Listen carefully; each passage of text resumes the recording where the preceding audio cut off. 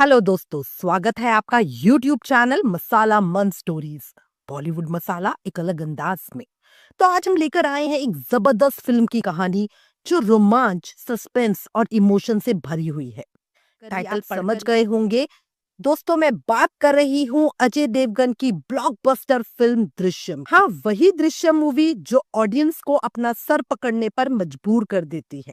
सोच सोच के ऑडियंस परेशान हो जाती है कि मूवी में आखिर चल क्या रहा है, क्योंकि हीरो का दिमाग तो ऑडियंस से 2 कदम आगे था। तो दोस्तों, बिना समय गवाए जल्दी से स्टार्ट करते हैं वीडियो। अगर आपको ऐसे वीडियोस देखना पसंद है तो हमारे चैनल को सब्सक्राइब करना भूले नहीं। दोस्तों, कहानी की शुरुआत में हमें देखने को मिलता है कि एक नया पुलिस स्टेशन खुला है और उसमें किसी पुलिस वाले का ट्रांसफर होता है। और जैसे ही वो पुलिस स्टेशन में आता है तो अपने सामने चेयर पर एक आदमी को बैठे देखकर हवलदार से पूछता है कि ये कौन है। हवलदार उसे बताता है कि ये बहुत बड़ा क्रिमिनल है और कहानी पास्ट में चली जाती है।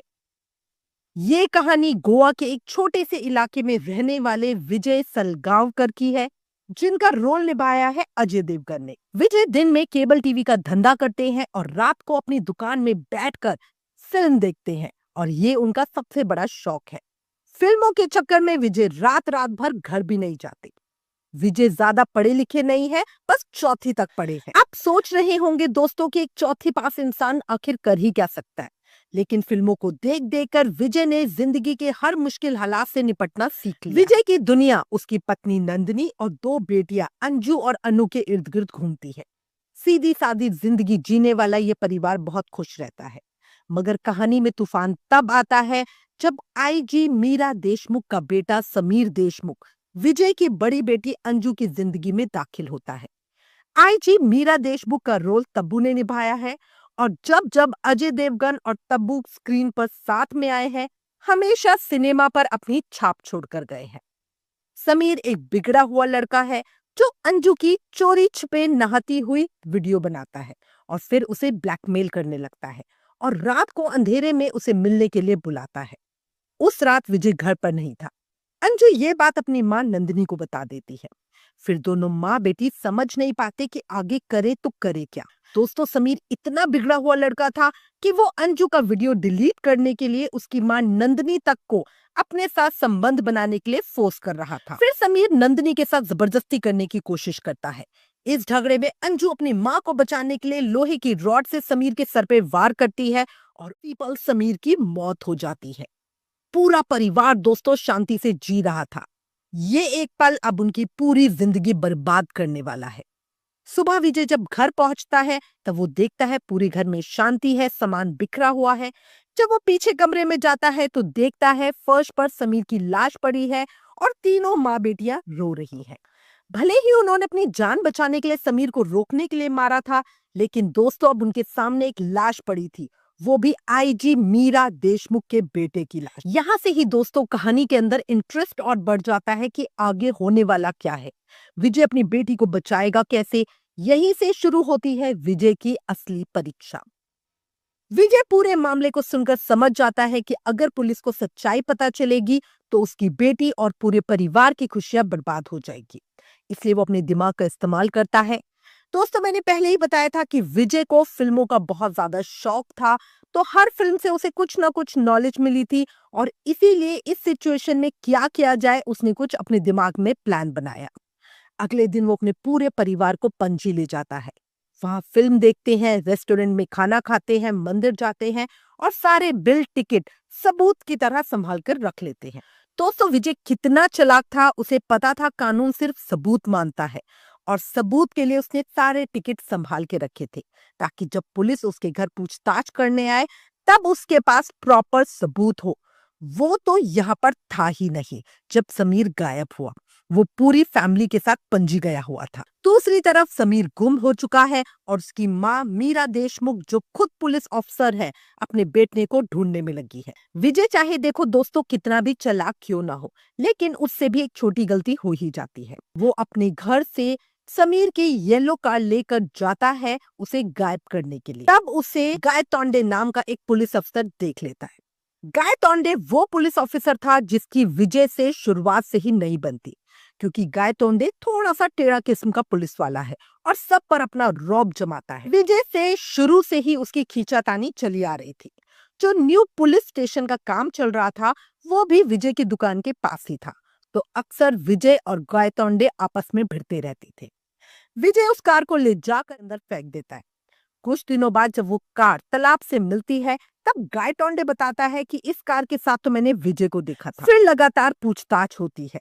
वहां के लोकल पुलिस वालों को भी विजय पे कोई शक नहीं था, क्योंकि विजय शुरुआत से ही सबके साथ नॉर्मली रहा और कोई सोच भी नहीं सकता था कि विजय मर्डर कर सकता है, सिवाय गायतोंडे के, क्योंकि उसको विजय के साथ अपनी पर्सनल दुश्मनी निकालनी थी। परिवार को थाने बुलाया जाता है। अब मीरा देशमुख खुद इस केस को लीड कर रही थी। पुलिस का शक और पक्का हो जाता है जब उसे पता चलता है कि अंजू और समीर दोनों एक ही कॉलेज में पढ़ते थे। विजय ने अपनी पूरी फैमिली को इस तरीके से ट्रेन किया था कि उनसे कभी भी कोई पूछताछ होती है तो वो पुलिस के जाल में फंसे नहीं।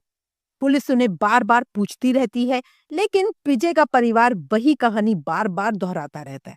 हम तो 2 अक्टूबर को पणजी गए थे सत्संग में, वहां पर हमने पाव भाजी खाई और अगले दिन 3 अक्टूबर को वापस आ गए। मीरा को सबसे ज्यादा हैरानी इस बात की हुई कि विजय की छोटी बेटी अनु, जो महज 7-8 साल की होगी, वो भी अपने बयान से पलट नहीं रही। मतलब विजय ने उसे भी पूरी ट्रेनिंग दी थी कि पुलिस के सामने क्या बोलना है। दोस्तों, मीरा देशमुख का बेटा खोया था तो वो इस केस को इतने हल्के में कैसे ले सकती थी। पुलिस हर कोने से जांच करती रही। पणजी में उनके होटल से लेकर एटीएम के सीसीटीवी फुटेज तक पुलिस सबकी जांच करती है। रेस्टोरेंट के बिल, बस टिकट, लोगों की गवाही, सब कुछ विजय के पक्ष में होती है। लेकिन भाई, मीरा देशमुख उनका पीछा कैसे छोड़ती? आखिर मीरा समीर की मां थी। मीरा देशमुख को अंदर से पूरा यकीन होता है कि उसके बेटे के गायब होने के पीछे विजय का ही हाथ है, लेकिन उसके पास कोई ठोस सबूत नहीं था। वो जिस भी आदमी से पूछती वो सब यही बताते कि 2 अक्टूबर को तो विजय और उसका पूरा परिवार पणजी में था, वो हमसे मिले थे। मीरा उन लोगों को धमकाती भी है, लेकिन वो सब लोग अपने बयान से पीछे नहीं हटते। मीरा को समझ में नहीं आता था कि विजय ने इतने गवाह तैयार किए तो किए कैसे। और फिर आता है दोस्तों फिल्म का सबसे बड़ा ट्विस्ट। मीरा को समझ में आता है कि आखिर में हुआ क्या था।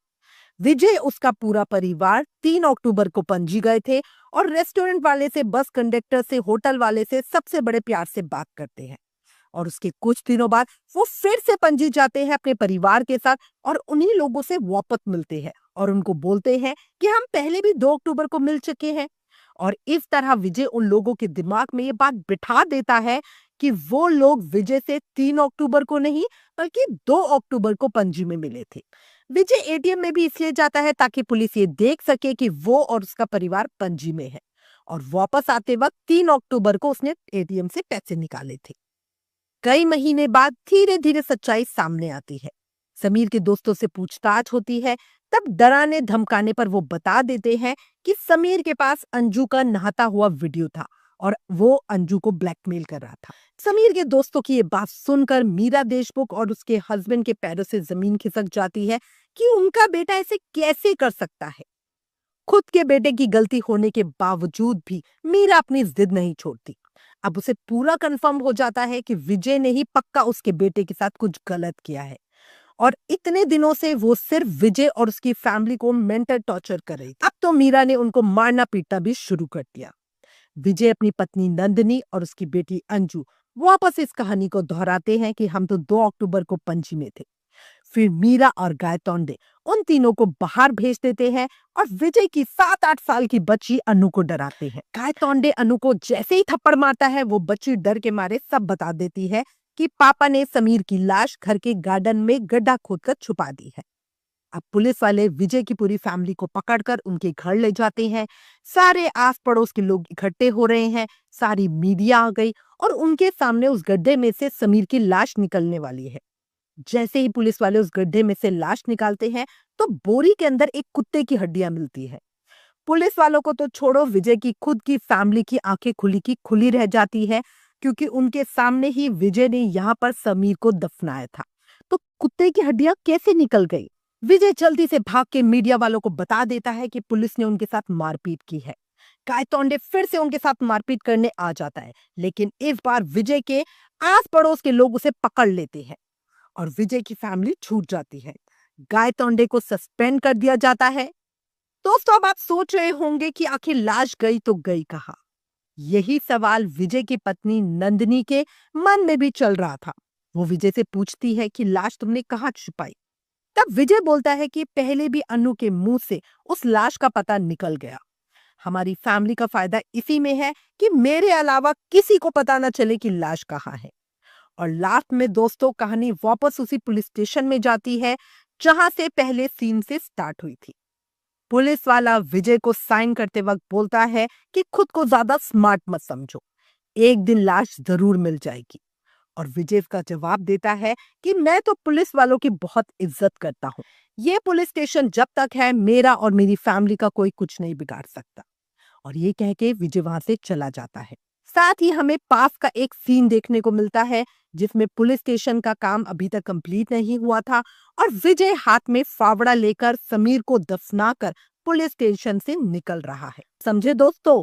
मतलब कि जिस लाश को पुलिस इतने महीनों से ढूंढ रही थी, वो लाश विजय ने इस पुलिस स्टेशन में ही फर्श के नीचे छुपा रखी है। क्या स्टोरी है! मतलब कोई सोच भी नहीं सकता कि एक चौथी पास इंसान अपनी फैमिली के लिए इतना कुछ कर सकता है। कैसे वो पूरे सिस्टम को ही बेवकूफ बना देता है। लेकिन क्या आपको लगता है कि ये स्टोरी यहाँ खत्म हो गई? नहीं, बिल्कुल नहीं। वो कहते हैं ना दोस्तों कि एक झूठ को छुपाने के लिए 1000 झूठ और बोलने पड़ते हैं। यहाँ तो ऑलरेडी विजय ने हजारों झूठ बोल दिए हैं। तो कहानी इतनी जल्दी कैसे खत्म हो सकती है? दृश्यम के बाद दृश्यम का पार्ट 2 भी आया था। उसमें कहानी क्या मोड़ लेती है? क्या विजय और उसकी फैमिली पकड़ी जाती है? क्या मीरा देशमुख इतनी आसानी से विजय को माफ कर देगी? अगर आपको भी ये सब कुछ जानना है तो कमेंट करके जरूर बताना और इस वीडियो को जितना हो सके शेयर करना। चैनल पर नए हो तो सब्सक्राइब करना। अब हम मिलते हैं ऐसी ही इंटरेस्टिंग एक और नई मूवी की स्टोरी के साथ। मसाला मन स्टोरीज, बॉलीवुड मसाला एक अलग अंदाज में।